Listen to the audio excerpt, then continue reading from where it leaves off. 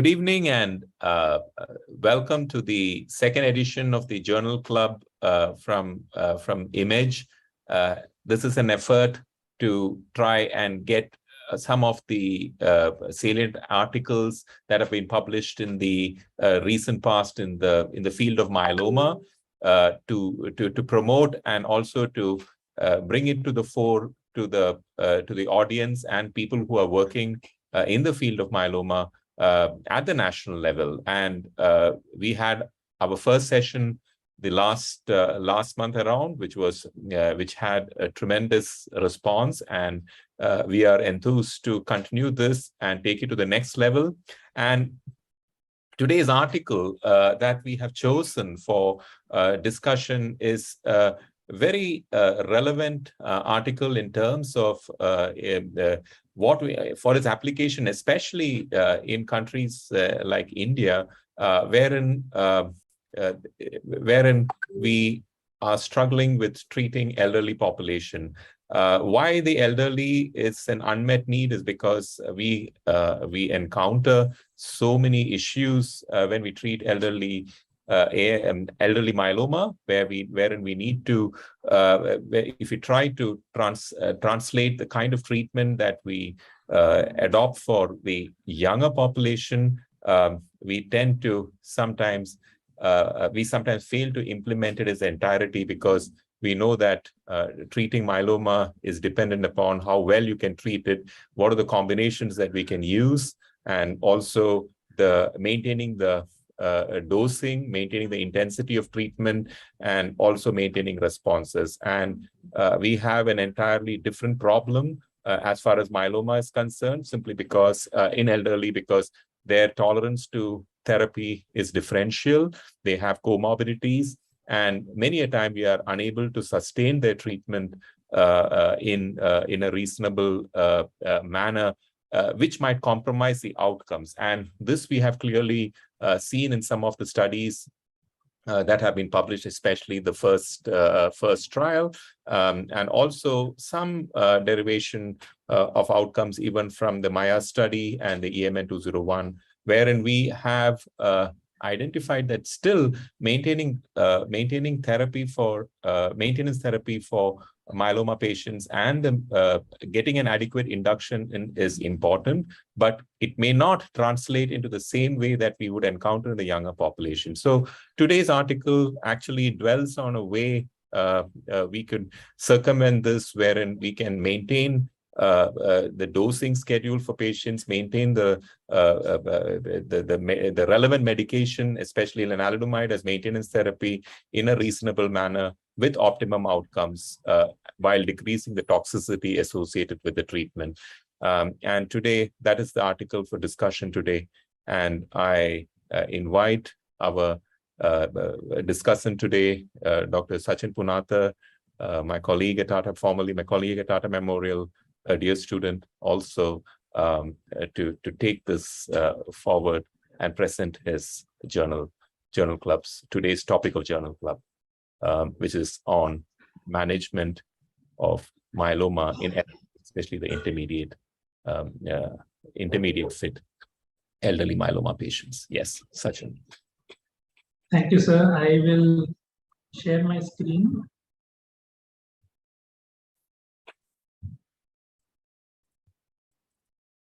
Good evening, everyone. I hope I'm audible and visible. Yes, sir. Today's discussion is on a recently published article in Blood about dose and schedule adjusted RDR versus continuous lenalidomide dexamethasone for elderly intermediate fit patients with newly diagnosed multiple myeloma. Now, as we all know, myeloma is a disease of the elderly, and the median age is more than 70 years, even in several clinical trials. And amongst the key determinants of treatment, age and patient fitness are especially important. In order to impart some objectivity to assessment of fitness, the International Myeloma Working Group came up with a frailty score, which was published about 7 years back. And based on age, comorbidities, and physical and cognitive function, this score divides patients into fit, intermediate fit, and frail. And this score has also been validated subsequently in other studies. The right of this slide shows how this scoring is done, and based on age, ability to perform independently the activities of daily living and instrumental activities of daily living, and based on comorbidities as assessed by the Charlson Comorbidity Index, a score of 0 to 1 is given for all these parameters, or 0 to 2, and then these are summed up to give a final score. So the term intermediate fitness applies to patients with age between 76 to 80 years of age without any additional comorbidities. Those who are less than 75 years of age with a Charlson index of more than or equal to 2, and those who are less than or equal to 75 years but are not able to independently perform their activities of daily living, that score more than less than or equal to 4, or instrumental activity score less than or equal to 5. These are the ADL and the IDL parameters, where ADL parameters refer to the basic activities of daily living necessary for individual self-care, and this is scored between 0 to 6. And the IDL, or the instrumental activities of daily living, refer to the ability to live independently in a community, and it has 8 parameters and is scored between 0 to 8. Now, the treatment of such patients is often a challenge, especially if there are more comorbidities. And one of the landmark papers in this field addressing to elderly patients, transplant eligible patients, was the randomized first trial, in which eligible patients were randomized to either Lendexa until progression or for a fixed duration of 18 cycles. And this was compared against the standard MPT for 12 cycles, which again made up to 72 weeks of therapy. And the primary endpoint of this trial was progression-free survival. What it showed was that the progression-free survival was significantly better in patients who were on the continuous RD arm as compared to the other two groups. And this established that continuous Lendexa is better than a fixed duration therapy for elderly transplant eligible multiple myeloma. But if we closely look at the toxicities, almost 1/3 of the patients discontinued therapy due to grade 3 or 4 toxicities. Nearly half of the patients required dose reduction of lenalidomide. And at 1.5 years, less than 1/3 of the patients were receiving the full dose of lenalidomide. A similar study, the EMN trial, which compared triplet versus doublet lenalidomide regimens. Here, patients were divided into 3 arms, one which received Lendexa for 9 cycles, and the other 2 arms were MPR and CPR for 9 cycles, subsequently underwent a second randomization in maintenance. And what this trial showed was that in patients who were intermediate fit, the outcomes were similar in all the 3 groups. The key take-home message was that triplet lenalidomide-based regimens did not confer an advantage over the doublet regimens, but VRD was not an arm here. And if we look at the discontinuation rates, only 14%, that is roughly half of what was reported from the first trial, required drug discontinuation because of toxicities. So these 2 studies formed the basis of several expert opinions which said that lenalidomide with dexamethasone is one of the standard treatment options, especially for patients with comorbid illness or elderly who are deemed unfit for a triplet therapy. And the first trial showed that continuous duration of Lendexa till disease progression gives better results as compared to a fixed duration of lenalidomide. However, we also know that long-term steroids are poorly tolerated even in patients who are young. And likewise, as we can see from the previous studies, even long-term lenalidomide is poorly tolerated in elderly patients. Reducing lenalidomide dose after induction and omitting steroids after induction therefore do seem to be a valuable strategy in reducing the toxicities while at the same time preserving the efficacy, and this may be especially important in elderly patients. With this background, the Italian group conducted this randomized trial to compare Lendexa followed by lenalidomide maintenance at 10 mg per day and compare this with continuous Lendexa in elderly patients who were intermediate fit as per the IMWG criteria. Coming to the methods of the study, Eligible patients were 65 to 80 years of age with newly diagnosed symptomatic myeloma. And the key inclusion criteria were an IMWG fitness score of 1. Those with score 0 and 2 were excluded from the trial, measurable and symptomatic disease, and were able to provide an informed consent. The exclusion criteria, like any other trials, were coexisting malignancies, uncontrolled active infection, hepatitis B, hepatitis C, or HIV. Now, notably, cytopenias were not an exclusion criteria, and many other studies have excluded patients, but this did not exclude patients based on the baseline counts. And similarly, it also did not exclude patients based on the renal functions. So those with baseline cytopenias or poor renal function would still be included in this clinical trial.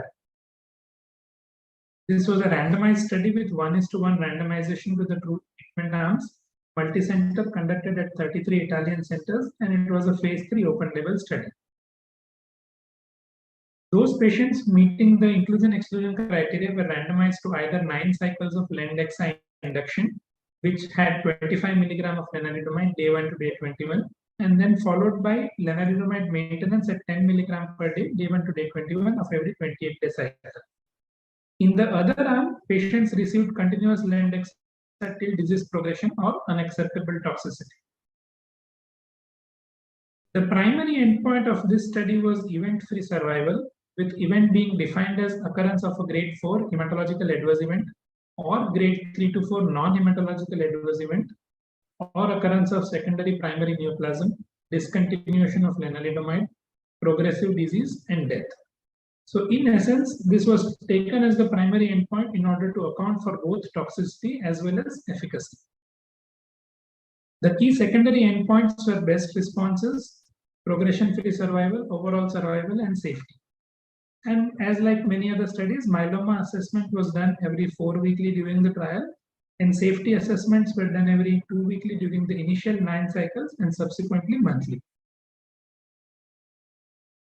And using a one-sided alpha error of 0.05 and to provide 80% power to the study to detect a hazard of 0.6 in favor of the RDR arm, using the Schoenfeld formula, 139 events were deemed to be necessary. And for calculation of sample size, they've assumed a dropout rate of 15%, which finally gave a sample size of 210 patients to be enrolled in the clinical trial. All analysis was done on intention to treat basis. Kaplan-Meier curves were used for all time to event endpoints. The log-reg test was used to compare the treatment arms. Cox proportional hazard model was for estimating the hazard ratios. Response rates and adverse event rates were compared using Fisher's test, and the data analysis was done using R software. Moving to the results, as planned, a total of 210 patients were enrolled in the trial. Of these, 11 patients were not eligible as they did not meet the inclusion and exclusion criteria. Therefore, there were a final of 101 patients in the RDR arm and 98 patients in the RD arm, continuous RD arm.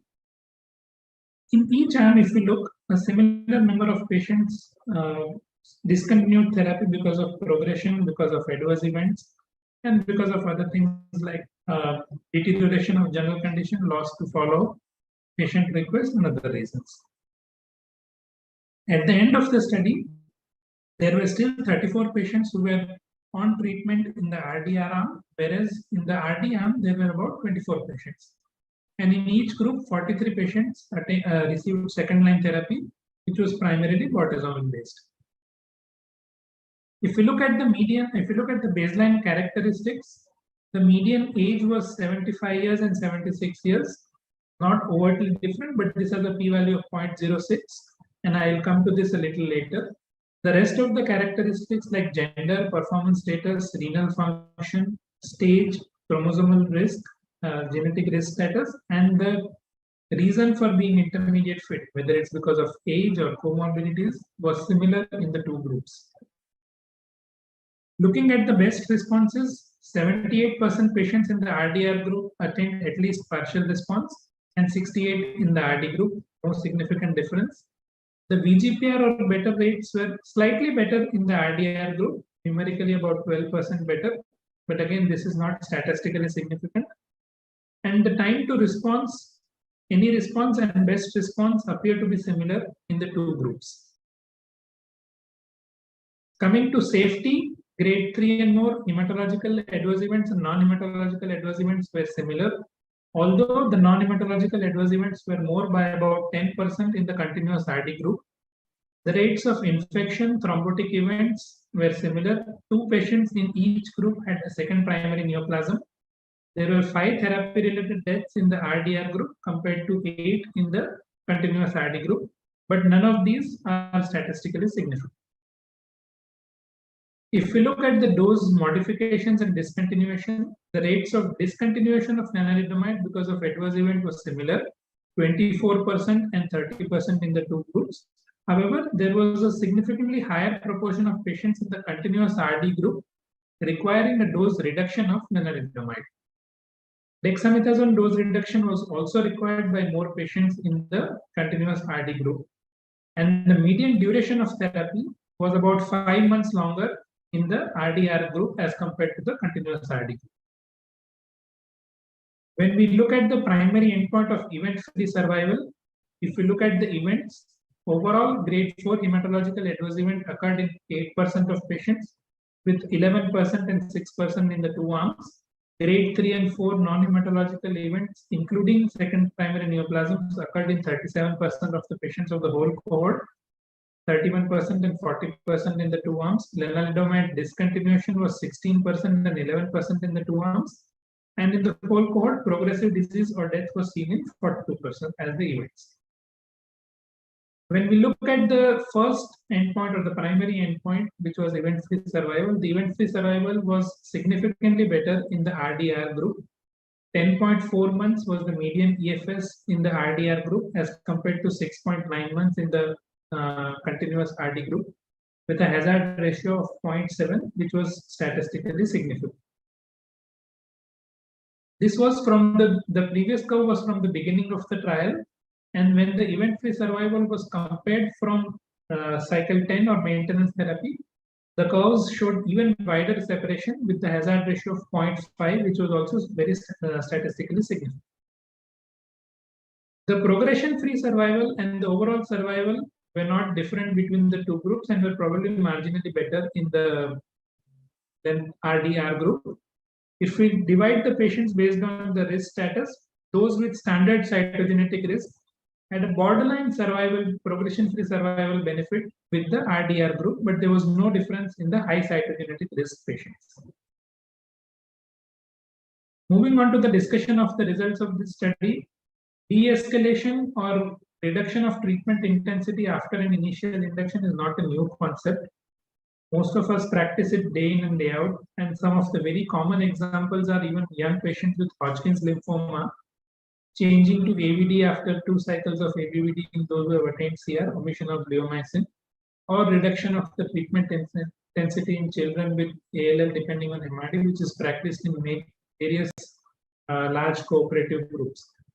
Now, the major purpose behind these strategies is to reduce the short-term and the long-term toxicities while preserving the treatment efficacy.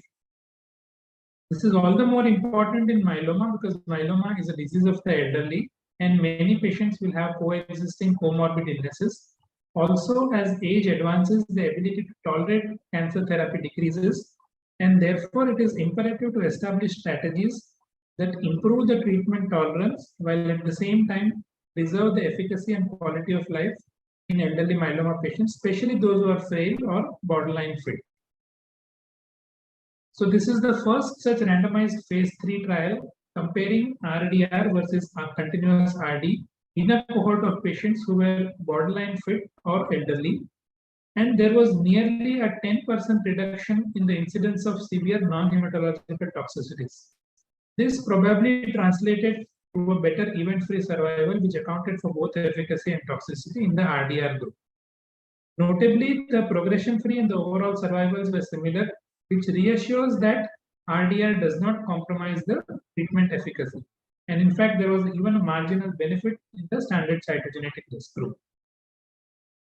A closer look at the EFS curves show that the curves actually start separating even before the 9 months when the treatments were similar, but then further separate widely after 9 months of therapy. And this is probably because of a higher proportion of patients requiring therapy discontinuation in the continuous RDM because of poor tolerance. As we have already seen, the median duration of therapy in the RDR arm was about 6 months longer as compared to the continuous RD arm. And it should be noted that lenalidomide discontinuation did account for an event in the event-free survival. There are some limitations of the study, and the authors themselves mentioned that this study was not powered enough to detect a difference in the progression-free survival. To me, it is unclear how or why a hazard ratio of 0.62 was chosen for the sample size calculation, or why a dropout rate of 50% was assumed. And the very fact that survival curves start separating even before 9 months brings in the question whether the groups were comparable. The authors attribute this to a slightly lesser median age in the RDR group, but that remains an unanswered question otherwise. Before I conclude, I'll refer to two other studies. One is longer-term follow-up of the EMN trial, which again says that there is no benefit of adding steroids in maintenance setting in patients with elderly myeloma. The other is in young patients, where again it shows that there is no benefit of adding steroids in patients with elderly myeloma. So essentially, single-agent lenalidomide is good enough a strategy for maintenance in any setting, whether it's young patients or whether it's old patients. To conclude, after induction with lenalidomide dexamethasone, reducing the dose of lenalidomide to a maintenance dose and omitting dexamethasone leads to similar outcomes compared to continuous RD in elderly transplant-ineligible patients with intermediate fitness. The dose reduction of len and omission of dexamethasone is better tolerated with reduced side effects. And this potentially could be considered as one of the standard of care options for such patients. Thank you for your time.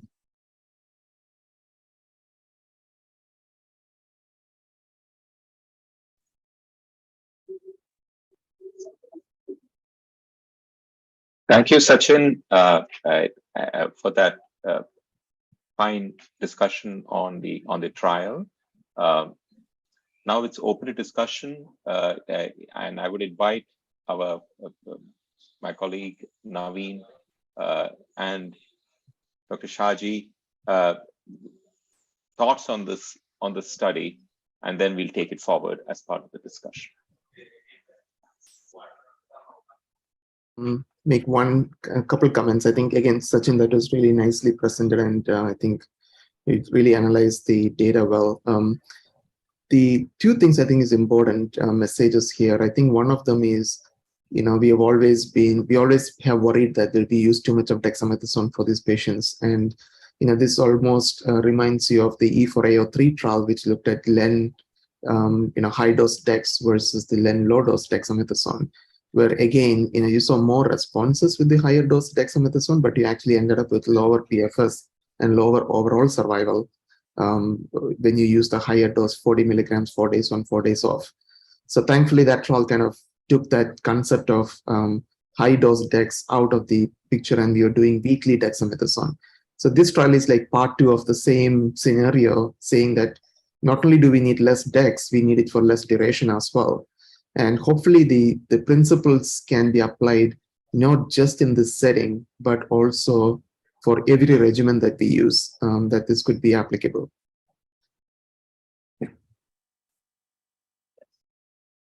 Naveen?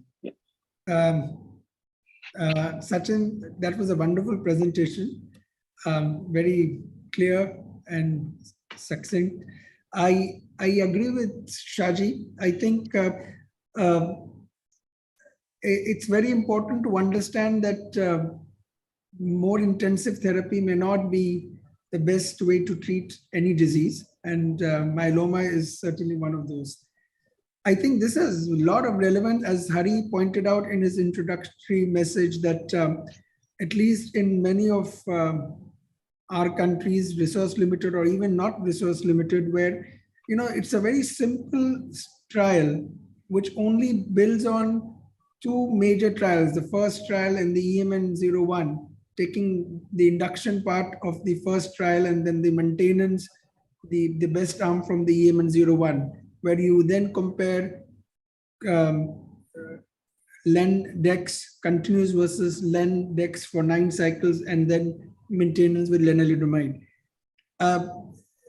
Though I'm not very clear that the event-free survival is better, because when you look at all the numbers, many of them are comparable, but it tells you that the progression-free survival and overall survival is not inferior, even if you give less treatment. And that is probably an important message, what I think should be conveyed, that giving less treatment does not decrease your overall survival or progression-free survival.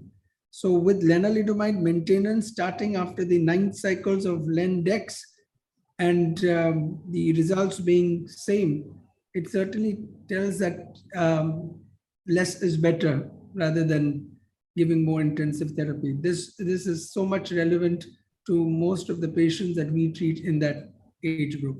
And maybe it may be also relevant to younger age group. Of course, that has to be seen in trials in younger age group.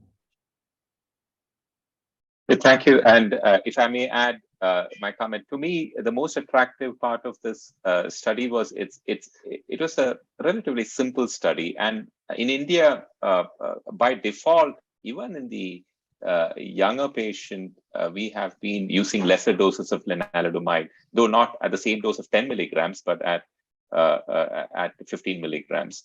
But it's unfortunate that we have not really collated that data to actually try, and maybe we should look it under the platform of IMAGE to try and see what our outcomes with 15 milligrams have been. But the 3 key things that one is steroid sparing, which is difficult in elderly patients, we know that. Second is the abbreviated dosing of lenalidomide, which is down to 9 weeks, and we are able to get on and probably maintain the therapy for myelomas long enough to bring about meaningful event-free survivals in these patients. And third is also to decrease toxicity in these patients and able to continue therapy meaningfully for such patients. If I may, Pankaj, your thoughts on this, on the study and your take. No, I agree. In the elderly population, it is more important to maintain the quality of life. And we know that, a continuous therapy, even, once you achieve a kind of a remission, whatever remission which you can achieve in patients with myeloma, then a low dose kind of a therapy can be given continuously. And the important thing is to maintain the quality of life. My only question is to either to Sachin or to Shashi or to Hari and Naveen. Right now, we, and it may not be directly related to this trial, but, generally now when we consider induction therapy, we say continues up to, 9 months of therapy, irrespective of risk stratification. I'm not sure if you able to achieve a stringent CR or CR. Let's say generally we do the myeloma workup like electrophoresis, immunofixation, and light chains either monthly or once in 2 months. So is it necessary to continue the induction therapy for 9 months for transplant ineligible, or we can somebody who can achieve remission, we can cut down on the induction therapy in those patients? I don't know whether there's any trial to answer that question or not, but many times we feel that if the patient has achieved a stringent CR, whether we can cut down on the medication, especially in a standard risk myeloma patients. The important question. I think the problem is we don't have, we really need prospective studies, either response adapted or somehow to determine what is the right duration of therapy, because everybody is so different. There is obviously some of our patients get to maybe VGPR as the best response, but stay there for a long time, and others get a much deeper response and then quickly relapse. So there's obviously that heterogeneity involved as well. But I think the another important aspect for the duration is, again, even though we are seeing len-dex in the 65 to 80, 80-year-old sorry, the noise, 80-year-old people, most of that 65 to 75, we do treat them with 3 drug combinations, which makes obviously the entire duration of that induction potentially could be shorter. And of course, even the dex may not even need to be continued for 9 months. Maybe only 4 months is sufficient for the dexamethasone before we switch to just the other 2 drugs, and then obviously get them to a maximum response and then switch to 1 drug maintenance in standard risk, or continue with 2 drugs in high risk. So I think until we have prospective trials, we probably have to do something along those lines, get them to the deepest possible, and then at that point switch to maintenance. So I think, Dr. Pankaj, in this trial itself, Sachin will tell you that, the stringent CR were very few anyways. So, with this Lendex, you don't really expect a stringent CR in a large majority of patients.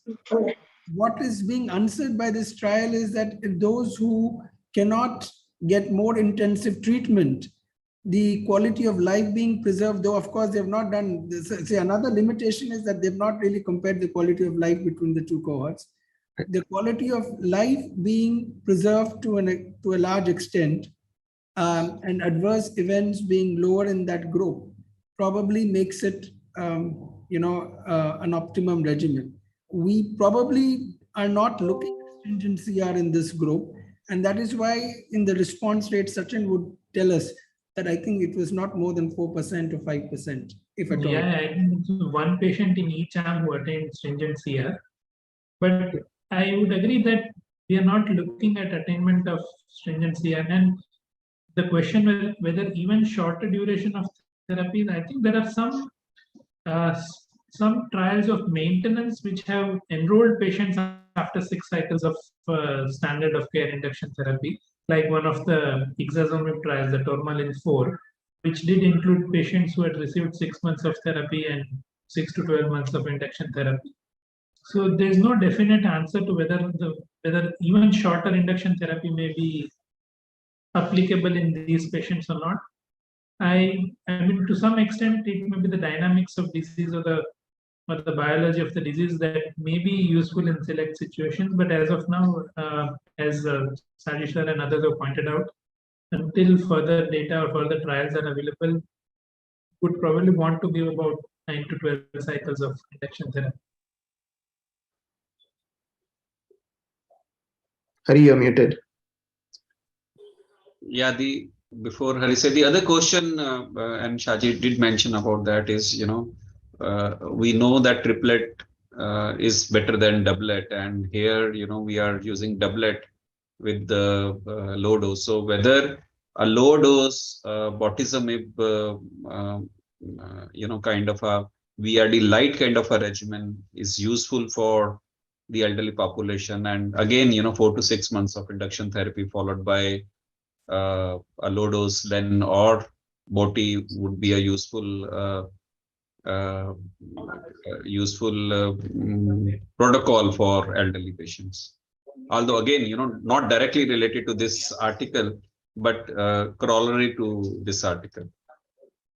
I agree. I think that could be an interpretation of this article, is that, the whole concept of not giving dex for too long and potentially can be applied to the VRD light regimen, just like you said, Pankaj. I think that's what we often end up doing in the clinic for these older patients, is more of this VRD light, take off the dexamethasone as soon as they get to a good response, and then if they're standard risk, just keep them on Len, or high risk, just continue both.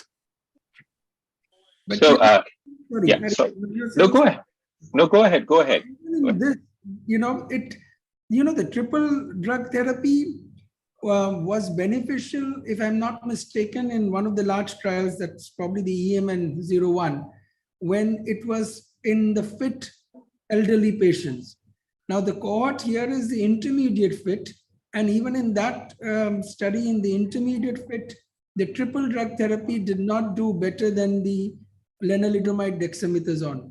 So if we really need to tease out in which group triple drug would be better than doublet, then using that frailty score would probably be the best as of now. And if you take that then this trial is anyways taking the intermediate fit, probably borrowing from the first trial, that in the intermediate fit, the doublet was not inferior to the triplet. So, Right. I think you will have to then sort of do that scoring, see whether it's a fit or an intermediate fit, and then go ahead.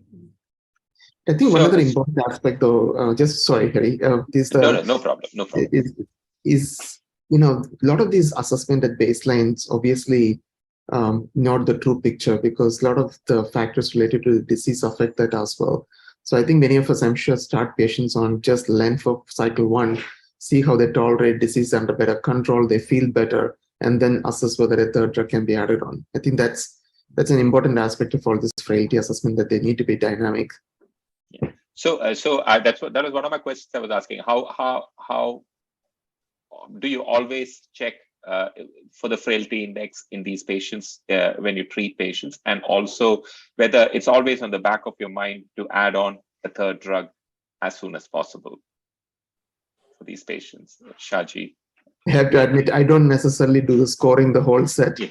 I think a lot of the time it's the eyeball test takes care of that. So Okay. So there are a few questions on the chat box, and so one of the questions is from VA Arun, and he says, as an individualized choice of therapy based on the disease biology and dynamics, a better choice for a dynamic risk and frailty status during the therapy may be a good trade-off between efficacy and toxicity. So Naveen and anybody, and I can see Dr. Pankaj, Subhash Verma sir also on screen, sir. You're welcome to join in. Yes. Okay. Shaji had already discussed that it's a dynamic,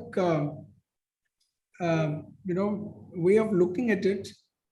But if I've got this question, I do not know whether I've understood this question properly. An individualized choice of therapy based on disease biology and dynamic risk and frailty stages during therapy. So that's exactly what Shaji did discuss, that, someone who probably looks a bit frail in the beginning and you give some therapy and then that person starts improving, then, one would then reconsider to maybe intensify the treatment to some extent. But the disease biology, you have to look at whatever the trials results are. At least in the trials that we have, there wasn't too much of a difference whether it was high risk or standard risk between the arms. So if you look at it from that point of view, I'm not sure at that age how much does the high risk cytogenetics make a difference. Just like in an AML who is 65 or 70, the cytogenetic risk may not be as applicable than if it's a young person of 35 to 40 years. Shaji, what would your thoughts be on that question? I think you're on mute, Shaji. Yeah. So Naveen, were you referring to the really old patients? Sorry, I was actually looking at the other question in the chat box from Nikita. Yeah. So Yes, yeah. This question from Arun, I think the individualized choice of therapy based on disease biology, right? Yeah. So before I can I just add on to that? Is there actually a strategy for us if you do identify a high risk patient to change our treatment for elderly patients? The only thing I do is basically trying to keep them on the 2-drug maintenance at the lowest possible tolerated dose for those patients. Yeah. Okay. Yeah, but I think the biology, it's all a question of. I don't know if we can change things in what we do, but certainly we know that the risk and the response both play a role. So the higher the risk, deeper the response, better the outcome. So it's almost an interaction between the two in terms of long-term outcome. So Shaji, can you take a question from Nikita? So over there, you said you had read it. So yes, sure. Yeah. The question was whether we can extrapolate from the SWOG BRD versus RD trial for these older patients. The SWOG trial used the full dose twice weekly bortezomib full dose lenalidomide And in fact, when you look at the really older patients in that trial, the differences were not striking between VRD versus RD. Now, having said that, you put that in right next to the VRD Lite trial. Now you have a PFS of almost 36 months with VRD Lite in an older patient population. That between the two trials, I think it's reasonably safe to assume that the VRD Lite will give you outcomes quite similar to what we saw in the SWOG study, and hence better than RD. There is an ongoing or the trial that is just starting up in ECOG that is going to be looking at VRD Lite versus DRD in the real older frail patients. So that was my next question as to where are we looking? Is daratumumab nipping at the heels just now for elderly patients? So one of the things I just wanted to highlight, I think Sachin, you showed the toxicity slide. One of the things we know is that if you start LEN without any steroid at all, there is likely to see more neutropenia compared to when you have the steroids on board. So I think that also to some extent helps in those initial cycles, especially with these multi-drug combinations. It has a added benefit of the steroids.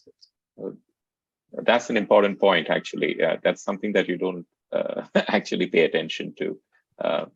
So if there are there any more questions in the chat box? Otherwise, I think we had a lovely discussion on this, and probably something that can be implemented with some conviction in when we go back to the clinics tomorrow, in terms of being able to provide more streamlined treatment to this subset of patients, which is the intermediate fit patients in myeloma, which we encounter quite a few in our day-to-day practice. Can I hand over the for the next session to Uday? Uday, are you?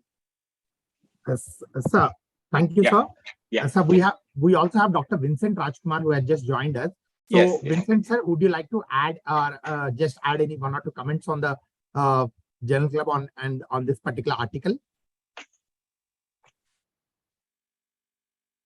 Sorry, I just joined, so I'm not sure. Sorry, yeah, there I am. I'm not sure what the question was. I just joined, so I wasn't. So it's regarding the recent Italian study, which looked at the low dose, induction therapy with the lenalidomide dexa, and then maintenance with low dose dexamethasone as against the standard RD regimen in elderly intermediate fit patients. So the early discontinuation of dex and Early, the reduction yes. of the lenalidomide dose. So I was just telling everybody, this is almost like part 2 of your E4A03 trial. Yes. You first showed that you can decrease the dex dose, and now this one shows you can decrease the duration. Yeah, and I think that's what we do, right, Shaji? We have been slowly going to 1 year, and then after that, we basically try and discontinue the dexamethasone. Is that what the discussion was? That was most of the discussion, and most of the discussion. I mean, reducing toxicity with maintaining efficacy with a lower dose.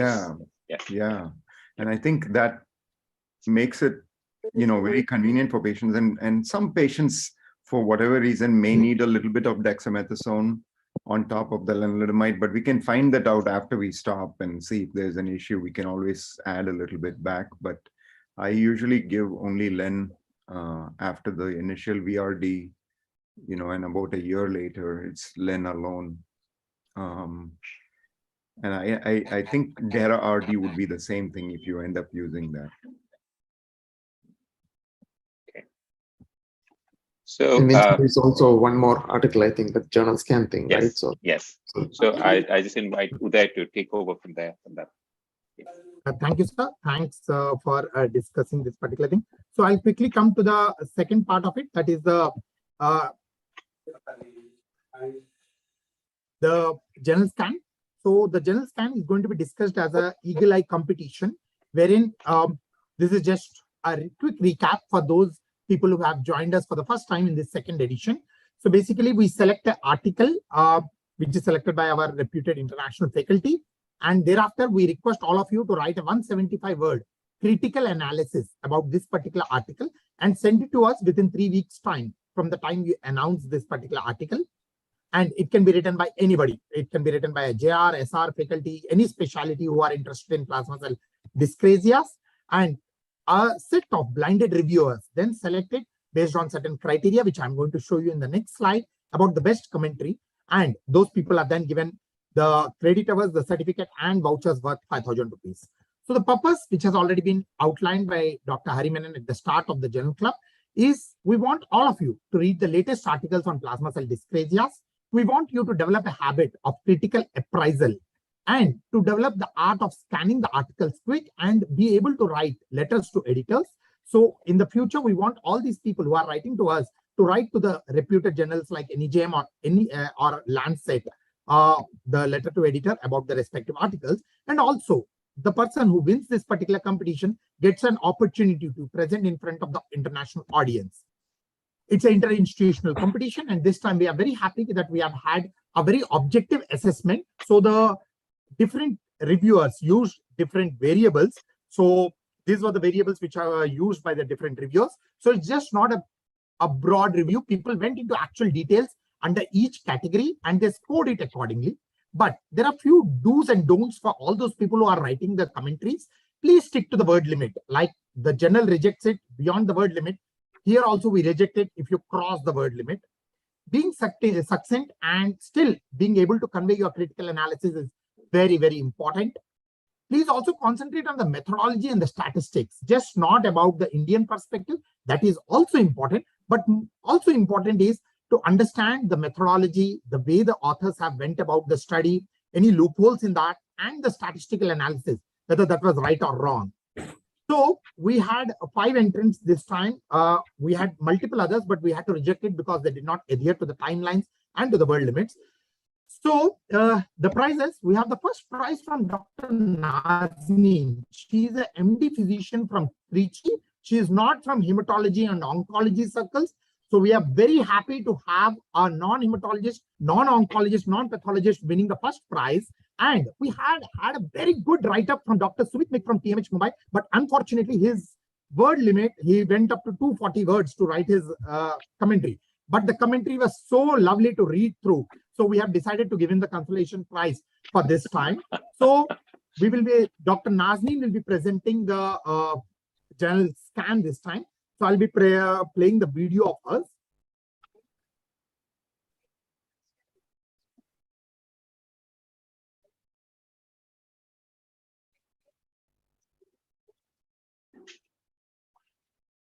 Sir, it's not audible. Okay. So can you play this? Yes, sir. I'll stop sharing. You can play it from your end.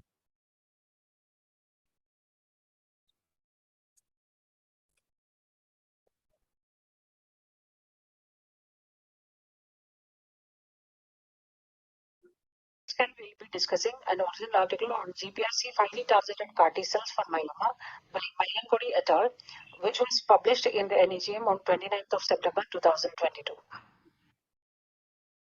So before we move on to the details, let's have a quick look at the current armamentarium for multiple myeloma therapy, which involves standard triplet therapy with immunomodulators, proteasome inhibitors, and corticosteroids.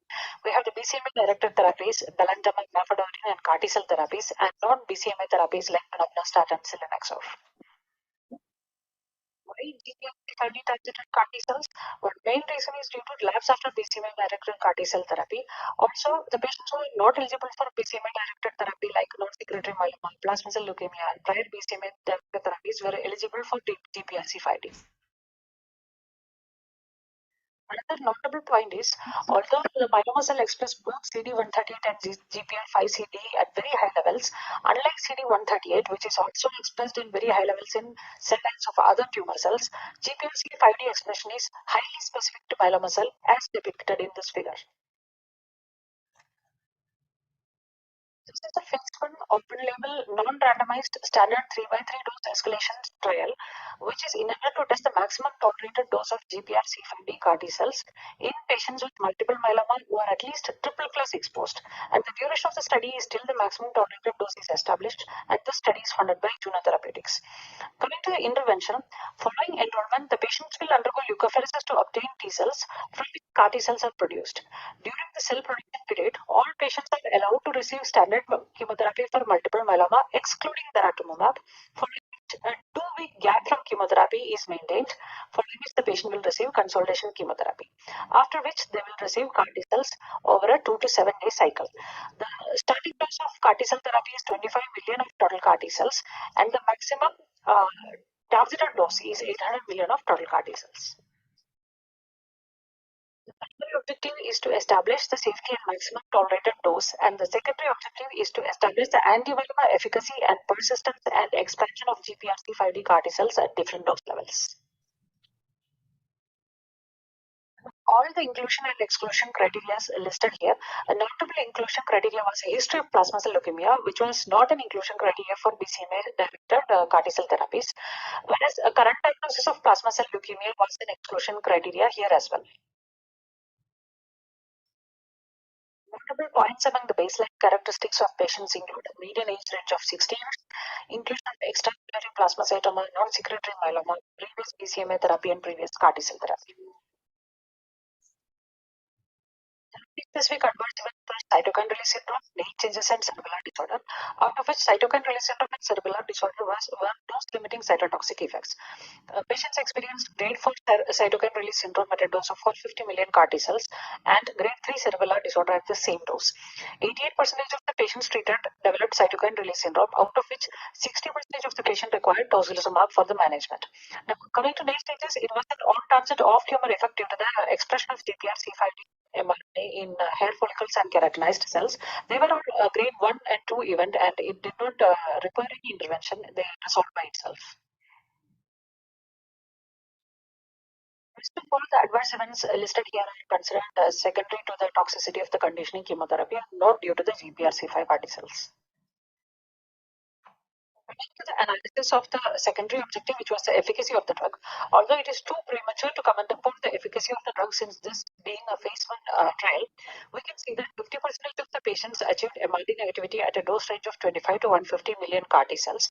And another interesting point to note is that MRD negativity was more in patients who did not receive previous BCMA therapies compared to patients who received previous BCMA therapies, the clinical implication of which we do not yet know.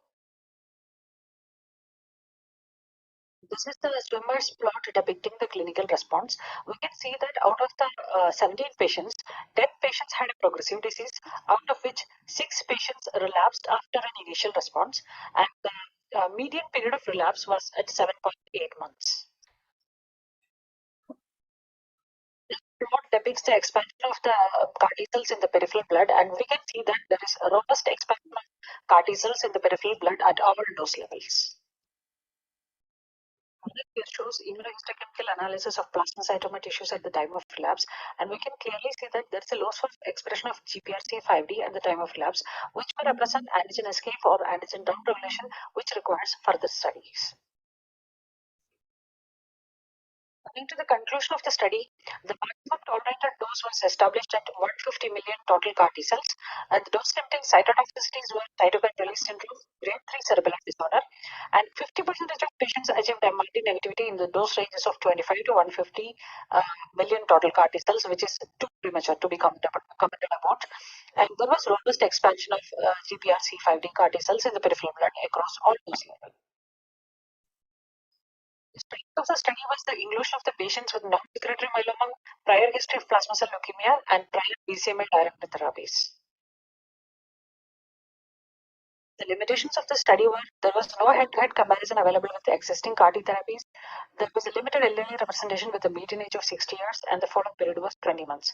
Also, the cost-benefit ratio of the study was questionable, considering a resource-limited setting like India, where there are logistic issues, and also the cost of adverse event due to the requirement for tocilizumab. That concludes our cell scan. Thank you.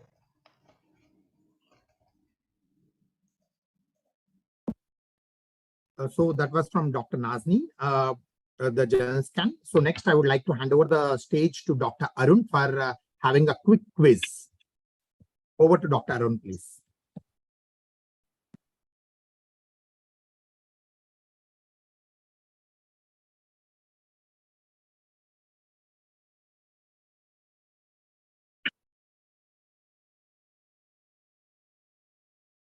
Darshan, can I have the next slide, please?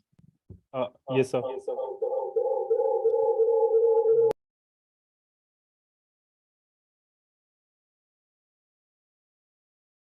Good evening, everyone. For those of you who have joined this time, the rules of engagement for the quiz are fairly clear. We have 5 questions here, 2 on the journal club, 2 on the journal scan, and 1 on the trivia. The fastest finger with the correct answers gets an attractive prize and a certificate. Next slide, please. So we begin with the trivia here. The European Myeloma Network within the Harmony project have recently proposed a second revision of the current RISS. Which of the following was not considered a variable for risk stratification as per the proposed second revision? T414, T1416, LDH, 1Q gain, or an amplification?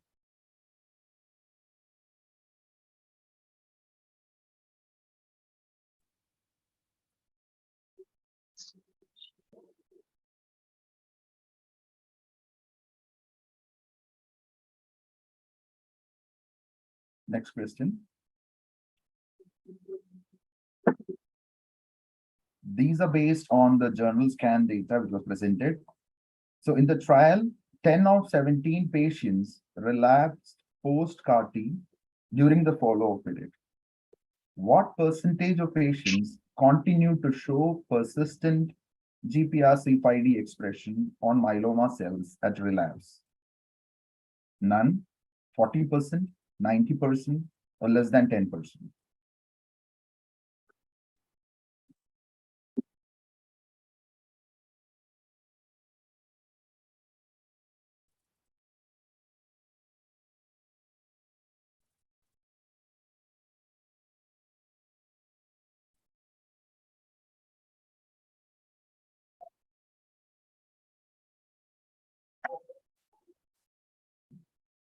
Next question.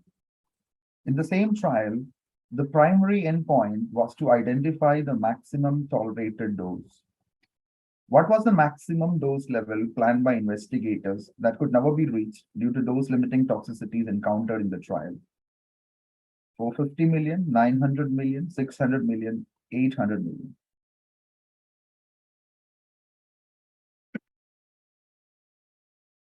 I think for most of you have logged in and attended the journal scan presentation, would come up with an answer here.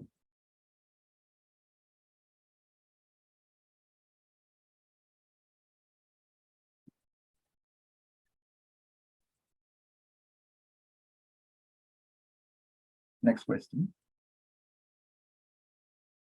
We move to the journal club study.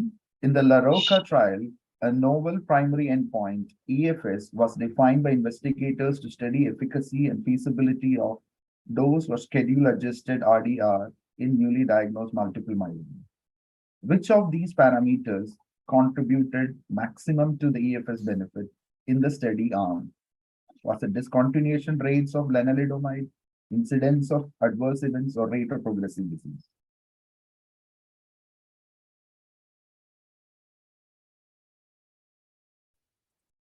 The last question. In the same trial, patients could be enrolled regardless of abnormal baseline labs, unlike previous trials. Which of these was not considered an exclusion criteria? Quite atypical for trials being done already.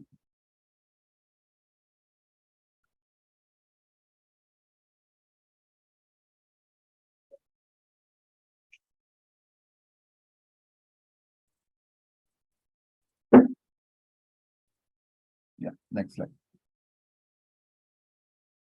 Thank you. With the permission of the organizer, I'll be discussing the answers while the results are being compiled.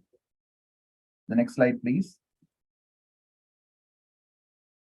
So the first question was about the second revision of the current RISS system. The paper is available for review. And it was T1416, which was not considered a variable for risk stratification, unlike the previous IMWG recommendation of defining high-risk cytogenetics. The next question.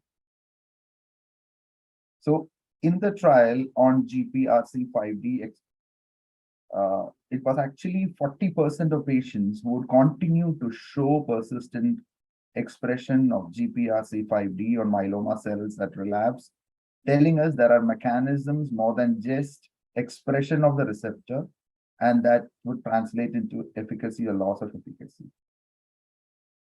Third question. So this was a straightforward one.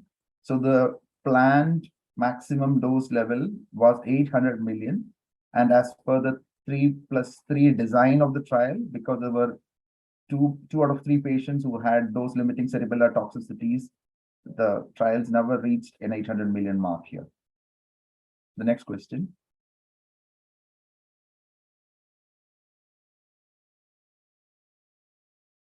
The next slide, please. So here in the LaRocca trial, when you do a dose and a schedule adjusted Len-Dex followed by Len, the parameter which actually contributed maximum to an EFS benefit in the study arm was a lower incidence of grade 3 non-hematological adverse event. This was beautifully covered up by the presenter. The last question.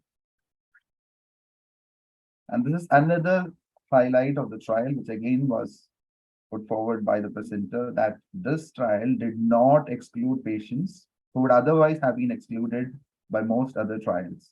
So cytopenias or a reduced EGFR was not an exclusion criteria for this study. Thank you.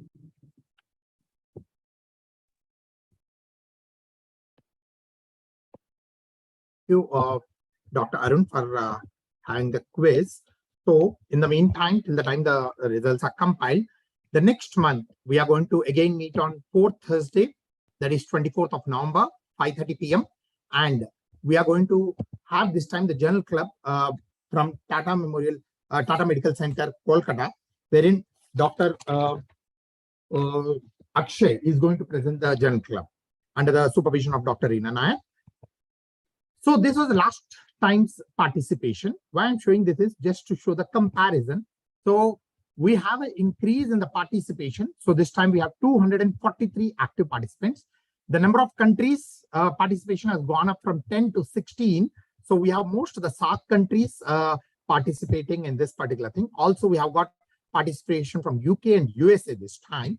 So that's a good news. So we want more and more people to participate, and we would request all of you to spread by word of mouth about the journal clubs and the opportunities that you have to both win prizes and to learn something new about plasma cell dyscrasias directly from the horse's mouth, because we have got reputed international and national faculty discussing about the latest articles which are being published on plasma cell dyscrasias.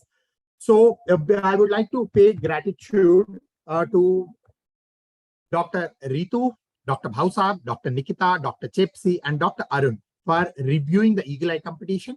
And special thanks to Dr. Nikita and Chepsi for creating the format for the assessment for the journal scans. Thank you to both of you. This is a trio who is in charge for the subcommittee. So this time we had Dr. Harimenon moderating and coordinating the complete session of the journal club. And our backbone, all these people who have been helping us through and through for getting this journal club up and about, and also for increasing the number of people participating and submitting the commentaries. So this time we had got a lot of entries for the journal scan. Special thank to Dr. Shaji, who has been behind this since inception and has been helping us through and through. I would like to specifically mention after this, Dr. Vincent for taking out time at this hour of the day in the morning and being part of this particular event. Thank you, sir. So, Thank you. Mr. Darshan, can we have the winners, please? Okay, so Dr. Tintu is the winner for today's day. Mr. Darshan, from which institute is he from? So that I'll announce in some time. I'll tell Okay, sure. Yeah. So otherwise, Dr. Tintu is the winner for today's quiz. So congratulations, and you get attractive prizes. So within the next 24 hours, you will be mailed your prizes. So I thank one and all. Can I have comments from Vincent sir first, and followed by Dr. Harimenon? So any closing remarks, Vincent Rajkumar sir?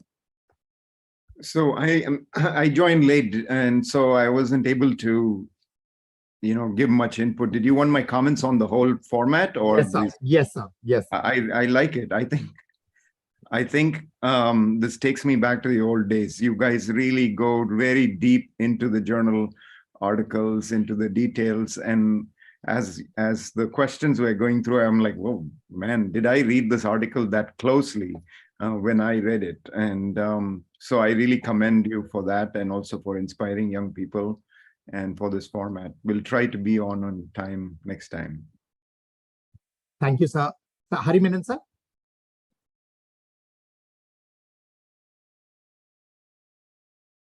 Harry, you're muted. Sorry. Thank you, Dr. Vincent and Dr. Shaji for being part of this meeting, and thanks for our national faculty for actively participating.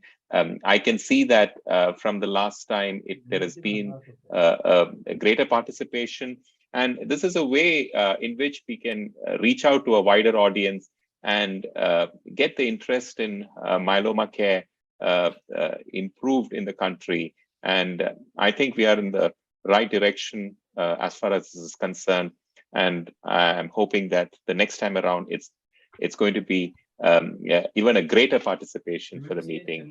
More the merrier, I would say. And thank you, Uday, for putting everything together and be behind every activity of this, not only this journal club, but also part of every other activity of Image. Yeah, thank you. So I just thought a snippet. I thought that the winner was from Madras Medical College. Is that Uday? Yes? Yes, sir. Yes, sir. Yeah. Okay. Okay, that's nice. Congratulations to the winner. Yes. And I hand it back to Uday for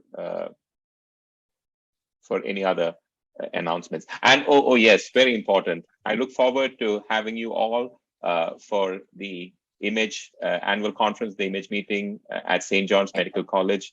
The preparations are in full swing, and I look forward to hosting all of you for the meeting. Yes.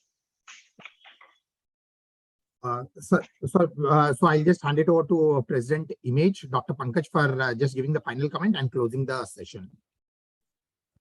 No, I'm happy that more and more people are joining, and we are also improving on the format of this journal club. So hopefully, we spread the news and get more people in, and finally, look at this journal club as one of the good academic activity for our international people and students also. Thank you so much. Thank you. Thank you, Prabha. So with everybody's permission, I'll close the journal club for the day. Thanks a lot for everyone for participating. Thank you. Have a good day. Yeah, good day. Yeah.